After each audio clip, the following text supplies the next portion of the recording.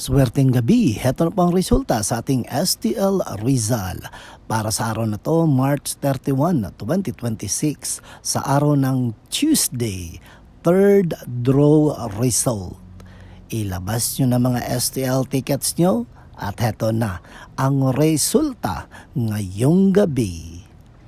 At para naman po sa ating STL Rizal, third draw result, ang resulta ngayong gabi ay ang mga numerong ito.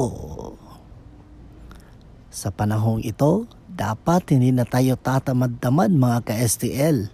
Dapat magtrabaho tayo na maigi para magkaroon ng pera. Lalo na't mahal na ang gasolina at mahal na rin ang mga bilihin. Okay? Laban lang sa buhay.